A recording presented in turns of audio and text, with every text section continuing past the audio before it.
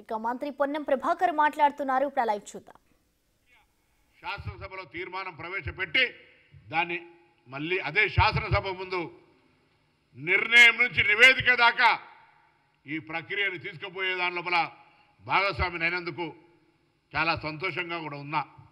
నేను మా మిగతా అందరినీ కూడా పార్టీ పెద్దలను క్షేత్రస్థాయిలో రేపు శాసనసభలో కేబినెట్ అనంతరం ప్రవేశపెట్టబడుతున్నటువంటి ఈ యొక్క అంశం మీద అన్ని జిల్లాల్లో బలైన వర్గాలకు సంబంధించిన సంఘాలు, కుల సంఘాలు ఇదొక విప్లవాత్మకమైన మార్పును స్వాగతించే విధంగా అన్ని జిల్లా కేంద్రాల్లో కాంగ్రెస్ పార్టీ శ్రేణులు కానీ బలైన వర్గాల ఉద్యమకారులు కానీ అందరూ కూడా ఈ ప్రభుత్వానికి ధన్యవాదాలు చెప్తూ కార్యక్రమాలు చేయాలని, భాగస్వాములు కావాలని ఆకాంక్షిస్తూ ఉన్నా. ఇది మామూలు విషయం కాదు, ధైర్యం ఉండాలి. ఈ దేశంలో ఏకైక మునగాడుగా అవసరమైతే ఆ యొక్క లిమిటేషన్ క్యాబ్ను ఎత్తేసి జితనా ఆబాదీ ఉత్తర ఇస్తాదారి అని ధైర్యం కొద్ది పలుకుతున్న రాహుల్ గాంధీ గారికి అభినందనలు చెప్పాలి. అటువంటి కార్యక్రమాన్ని క్షేత్రస్థాయి దాకా తీసుకుపోయే బాధ్యతను తీసుకున్నటువంటి రాష్ట్ర ప్రభుత్వానికి, ముఖ్యమంత్రికి, మిగతా వాళ్ళందరికీ ధన్యవాదాలు చెప్పాలి. కాబట్టి దయచేసి ప్రతి ఒక్కరు కూడా ఈ అంశాన్ని అట్టుగానే ఏదో ఇవాళ ఒక రోజు చారిత్రాత్మక నిర్ణయం కావటాన్ని వదిలిపెట్టేది లేదు. ఇవాళ నుంచి ప్రారంభమైన ఈ కార్యక్రమం చివరి అట్టడుగు వర్గంలో ఉన్న వ్యక్తికి న్యాయము, లాభం చేకూరేదాకా మన యొక్క కార్యాచరణ కొనసాగాలని ఆకాంక్షిస్తూ ఉన్నా. ఇలా మరొకసారి హృదయపూర్వకంగా తెలంగాణ ప్రభుత్వానికి బలైన వర్గాల కాంగ్రెస్ పార్టీగా ఇలా ఓబీసీసీల అధ్యక్షుడిగా వారు కూడా వారి కార్యాచరణ కార్యక్రమాన్ని రూపొందిస్తారు. అన్ని జిల్లా శాఖలకు కూడా వారు చెప్తారు. ఈ విధంగా కార్యక్రమానికి సంబంధించి ఇది మామూలు ఆషామాషి కాదు. నిజంగా 1,00,000 మంది గ్రామాల్లోకి పోతుంటే కొంతమంది కుక్కలు వదిలిపెట్టి ఇంటికి రాకుండా ఇచ్చిపెట్టినటువంటి పరిస్థితి, కొంతమంది తలుపులు తీయకుండా కొడితే ఒక ప్రభుత్వ ఉద్యోగి సమాచార సేకరణకు వస్తే చాలా చులకనగా చూసినటువంటి పరిస్థితి. 3.1% ఇట్స్ మైగ్రేషన్ ఆర్ చేంజెస్. కొంతమంది నిరాకరణ ఇయ్యంపో ఎప్పుడు కానీ సమాజంలో అతివాదులు, మితవాదులు లేకపోతే ఇట్లా రకరకాల వ్యక్తులు ఒక 2-3% సంబంధించి పెద్ద ఆందోళన చెందాల్సిన అవసరం లేదు. ఈ విధంగా వచ్చిన సమాచారాన్ని వినియోగించుకుంటూ పోతాం. ఇది గతంలాగా హిడెన్ ఎజెండా కొరకు అల్మార్లో పెట్టేది, ఫ్రిడ్జ్లో పెట్టేది కాదు. ఇది పబ్లిక్ డొమైన్లోకి వస్తుంది. దాని ప్రకారంగా వాళ్ళకు కూడా ఎవరు ఎంత ఉందో తెలుస్తుంది. దాని ప్రకారంగా వాళ్ళ కార్యక్రమాలు, కార్యాచరణ కొనసాగుతుంది. ఇది అందరూ కూడా స్వాగతించాలి. ఏదైనా సలహా సూచన ఇస్తే తప్పకుండా మా పార్టీ కానీ ప్రభుత్వం కానీ తీసుకోవడానికి సిద్ధంగా ఉన్నది. దయచేసి గుడ్డు గట్టికలు లెక్కబెట్టి ఒట్టిగానే ఈ పెద్ద ప్రతిష్టాత్మకమైన ఆత్మ గౌరవానికి సంబంధించిన అంశం మీద కూడా రాజకీయపరమైన దాడి చేయొద్దని నేను అందరికీ కూడా విజ్ఞప్తి చేస్తూ ఈ యొక్క నిర్ణయం జరిగినటువంటి ప్రతి ఒక్కరికి, ఇందులో భాగస్వాములైన వాళ్ళందరూ కూడా అటు ప్రభుత్వం ఇటు కాంగ్రెస్ పార్టీ పక్షాన హృదయపూర్వకంగా ధన్యవాదాలు తెలియజేస్తాను.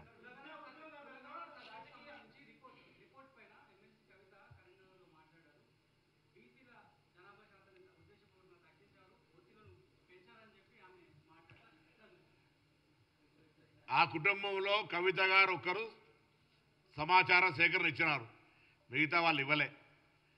నేనంటా ఉన్నా ఇది సమాచార సేకరణకు సంబంధించి మీరు ఒక మాజీ ముఖ్యమంత్రి గారి కుమార్తె ఒక సంస్థ జనజాగృతి నడుపుతూ ఉన్నారు.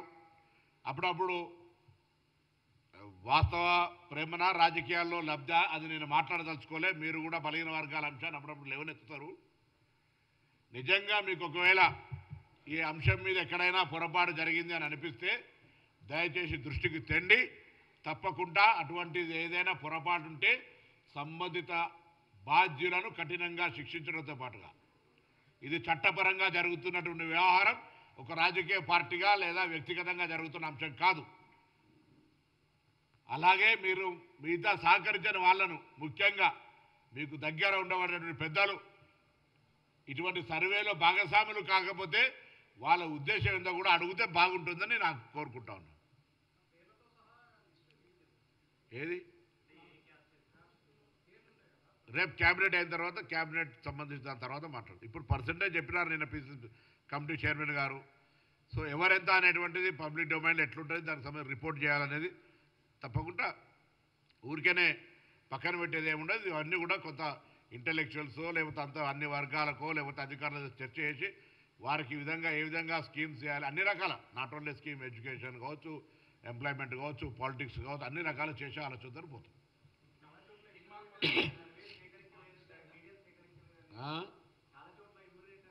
నేను అదే అడుగుతున్నా కదా, నేను చెప్పిన ఇప్పటిదాకా అదే చెప్పిన. కొంతమంది ఇవ్వని వాళ్ళు పోవన్న వాళ్ళను అట్లా ఇవన్నీ ఉంటే దయచేసి సమయం ఇచ్చిన మళ్ళీ ఒకసారి ఒకవేళ మా ఇమ్మీడియట్ రాకపోతే మీరు ఫలానా కార్యాలయం ఇవ్వండి, ఒక కాల పరిమితి నిర్ణయించినాం. ఇప్పుడు దానికి ఏం సమాచారం చెప్పకుండా మీకేం సామాజిక బాధ్యత లేనట్టుగా ఉద్యమానికి అడిగినటువంటి వాళ్ళు కూడా కొంతమంది పెద్ద మనుషులు మా దగ్గరకు రాలే అని అంటే వాళ్ళ అవివేకము, వాళ్ళ అజ్ఞానం.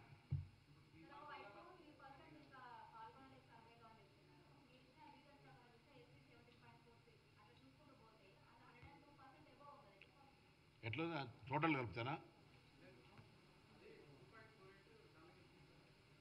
మీరు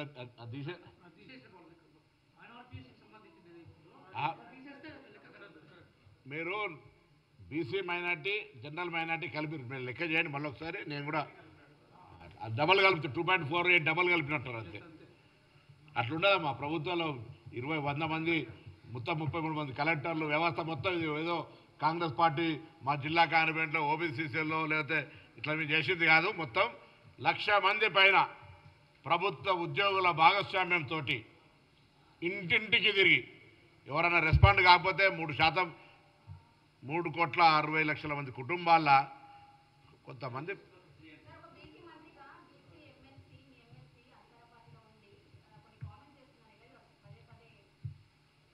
కొద్దిగా ఆయనగా పీసీసీ ప్రెసిడెంట్ గారు వస్తారు, వారు మాట్లాడతారు. నేను ఇలా బీసీకి సంబంధించిన పార్టీకి సంబంధించినటువంటి అంశం, నేను పార్టీకి సంబంధించిన అంశం వారు మాట్లాడతారు. దానికి సంబంధించిన పార్టీ నేను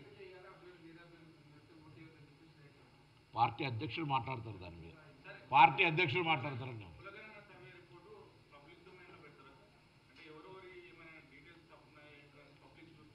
మేము దాన్ని ఫ్రిడ్జ్లో పెట్టాం, బీరువాలో పెట్టాం.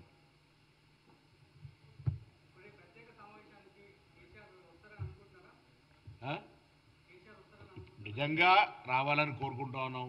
గతంలో తెలంగాణ తల్లి విగ్రహావిష్కరణప్పుడు ఆహ్వానించినాం. ఇవాళ బీసీలకు సంబంధించి మీ పార్టీకి సంబంధించినటువంటి ఏదైనా సలహా సూచనలు ఇవ్వాలనుకుంటే, బీసీలకు న్యాయం కావాలని కోరుకుంటే రమ్మని ఆహ్వానిస్తుంది. దానికి ఇప్పుడు నేను ప్రత్యేకించి మళ్ళీ ఈ కార్యక్రమం ఆహ్వానించేది ఏమి లేదు. ఎందుకంటే శాసనసభకు సంబంధించిన కార్యదర్శి గారు అందరి శాసనసభ్యులను ఆహ్వానిస్తున్నారు, ప్రతిపక్ష నాయకుడు వారిని కూడా ఆహ్వానించారు. వస్తాడా రాడా, వచ్చేది పోయేది, ప్రతిసారి ఇన్విటేషన్ ఎవ్రీ సెషన్కి ఇయ్యేది ఉండదు కదా. We welcome. పెద్ద ఆయనగా గౌరవం రమ్మని కోరుతాం. అందరు ప్రతి ఒక్కరు రమ్మని కోరుతున్నారు. శాసనసభ్యులందరూ విధిగా శాసనసభకు రావాలి. ఇంత పెద్ద ఉత్సవంలో అందరూ పాల్గొనాలి. ఇది బలిగిన వర్గాల మీరు అనుభవిస్తే కూడా తీసుకుంటాం. అది ఫ్రిడ్జ్లో ఉన్నది, తెలియదు. తెలిసి వాళ్ళు ఎట్లుందో తెలియదు, ఆ రిపోర్ట్ ఏ దశలో ఉందో తెలియదు. ఎట్లా బయట పెట్టినాక సరే. అప్పుడు మేము కూడా మాకు తెలియదు పబ్లిక్ డొమైన్లో అది ఎక్కడుందో ఏమున్నదో, పబ్లిక్ డొమైన్లో ఎట్లా ఏ ఉద్దేశంతో చేసిండో సర్వే తెలియదు కదా. దాని అనవసరం మేము చేసినాం కదా. మేము చేసిన తర్వాత దాన్ని పెడతామని అడుగుతాం ఎందుకు? నేను దాని గురించి వెతకనేలే.